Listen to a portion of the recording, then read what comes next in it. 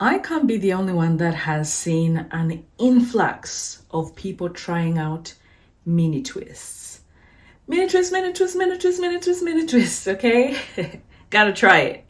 And then all of a sudden, why I don't like mini twists. Why mini twists are not good or whatever. And I get it because I have done mini twists for the longest time.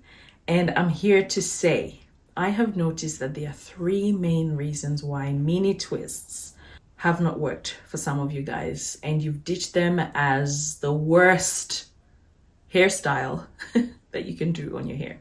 Some people have said it's the worst thing you can do to your hair. Like, never ever do mini twists at all. So I have got three reasons why I think this is the case and what to do instead. So before we even get into this video, if you have not seen my takedown of mini twist video, I'm not good at linking videos, but I'll try to link it above, okay? Otherwise, just look for takedown of mini twists coily diaries. And that video is going to be relevant for the longest time for whoever is trying out twists, mini twists, or any other twist for that matter. Because in that video, I cracked the code to some of the biggest problems that people face with mini twists. Now, mini twists, when compared to braids, will not give you length, okay? Not as much as braids because they are quite springy. Twists are quite springy. Braids, because it's a 3-cord, they really do stretch the hair out. One. Number two, braids actually contain shed hairs more and keep your hair tangle free better than twists. That's a fact. However, twists are easier to install and undo when compared to braids. Twists give you more fullness when compared to braids, a fuller look. Twists give you more style, flexibility or versatility. However, they don't last as long as braids, etc. So there's pros and cons. That's what I'm trying to say here. There's pros and cons to mini braids, mini twists. This video is not about mini braids. You guys know I've tried kind of braids before. I haven't tried mini braids, but I would, girl, mini braids, the takedown, the installation, the look, I don't know. It's not really my look or my, I already find it time consuming to undo mini twists, let alone mini braids, right? But if you want best results for your hair when it comes to tangles, preserving moisture, longevity of the style, stretching the hair, it's mini braids. If you want thicker looking hair, if you want style versatility, if you want a quicker or easier takedown and install, then mini twists are a style for you. So the main issues, three main issues that people have with mini twists and why they don't work. Number one, tangles. In general, throughout the hair, tangles. Throughout the mini twist itself, tangles. Number two, they're time consuming. Number three, matting at the base and breakage towards the ends, okay? Or matting or tangling towards the ends, that's causing breakage. So three things. Let's tackle the time one. The amount of time that you take to do mini twists depends on how fast you are, of course, how well detangled your hair is too, but more than anything, the size of the twist. The smaller the twists, the more time you're going to need to invest. When compared to braids, I think mini twists are quicker for installation and for taking down. But here's some ideas to help you with this particular con of mini twists. If you want to try mini twists, however, you are being deterred because of these disadvantages, or you've tried it before and decided never again because of these disadvantages, here are some ideas for you. When it comes to time, think of mini twists as locks. Mini twists are actually a way to locks, to getting locks, okay? So when I put mini twists in, I really do forget about them because there is no need. They're frizzy, they look like locks.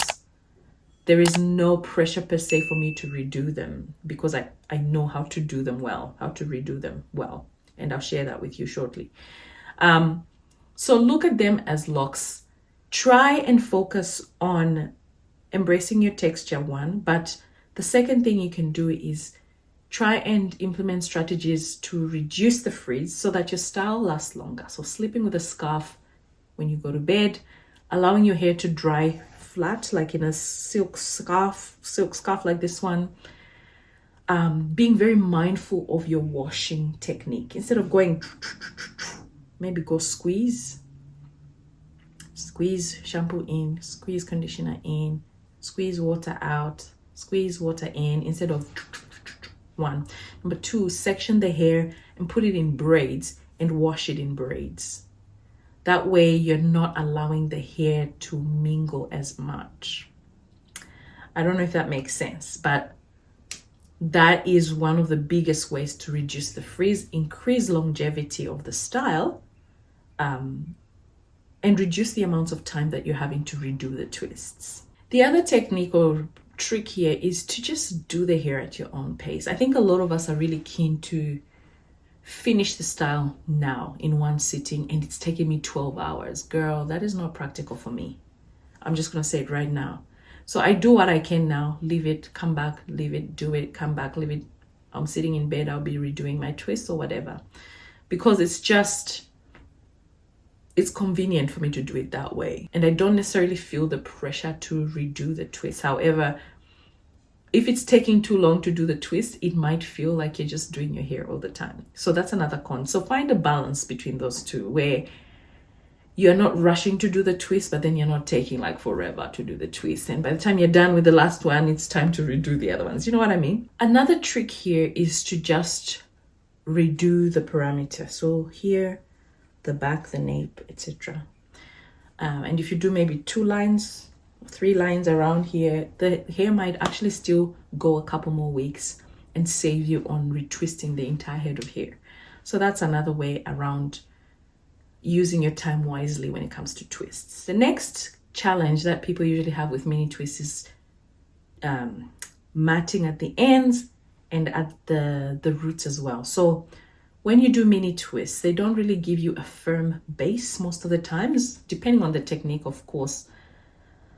But in my opinion, especially if they're larger and the hair actually has room, yeah, it can get really matted at the base or at the roots. My advice there is to try out braiding the base and then twisting the rest of the hair. That's one. The other technique would be to twist each individual hair before twisting it with the other. So instead of going twist, twist, twist, you sort of want to twist each piece of hair, then twist it together. Twist each piece of hair, then twist it together. That technique allows for a firmer root of your twist. It does compromise on the thickness in the end because it looks neater, more put together, etc. However, if this is really an issue for you, then that's something to try. When it comes to unraveling at the ends, particularly, people struggle with the ends because it's like, oh, it's all tangled up. And a lot of people will advise you not to borrow hair. So when you're twisting the hair, when it comes towards the end, don't borrow hair. Instead of borrowing hair, either just gel the ends up, or some people will actually undo the whole twist and go and part it again and try to retwist. For me, that's too much work. You can try that out and see if it works for you. But for me, I just find unraveling the hair from the base works better for me. I know, unheard of. But again, the video that I referred to you in the beginning, go check that out and just see how I do it. Because when I unravel from the end, from the base, I'm able to sort of pull the hair like individual hairs from a knot, if there is a knot. So I'm not fighting with my ends or trying to undo a tiny little end. No, I'm not trying to undo a tiny little end at the end of the twist. I'm sort of just, I unravel the base and I just start pulling the hairs all the way down. So if there's tangles at the ends, I don't even notice them because I pulled the individual hairs. Once you hold the hair taut and you're just gently separating the hairs, I don't usually get problems when I do that. So that's a trick for people that have got issues towards the end. So don't borrow hair, gel your ends. Obviously keep them moisturized, because dryness is gonna just mess things up. And also start at the base. Check out the video I shared for demonstration purposes. The last issue, which is pretty much intertwined into all the other issues, is just tangles in general. Like, people complain that their hair locked, the entire shaft of the twist locked. And girl, when I say I feel you, I mean it. Once you wash your mini twists, your lock journey has started. Your lock journey is advanced. Because the tangles and the matting in there are off the charts. It actually looks like locks. I'll share some videos. So you can imagine, if you wash your hair in mini twists and then you're trying to unravel them and detangle, you could cry. You will lose hair. You're gonna have a setback. However, I cracked the code in the video that I shared in the beginning. I'll share the tips here, but to get the full demonstration, I really encourage you, go watch that video. I really just dealt with 2 twists so I can get into the detail of showing you. So check it out. So there's 5 tips that I'm going to give you around tangles or unraveling a really tangled twist. Okay? And detangling it, etc. And this is comb free, okay? Like, forget the combs at this stage. You don't want to be forcing a comb through really matted hair anyway. So I'm going to share 5 tips. The first thing is moisturize the hair. So once you wash your hair, put product like never before. Like, let each strand of hair be soaked with humectant-rich moisturizing products, leave-in conditioner, castor oil, a butter, something. Like, get that product in, get it juicy.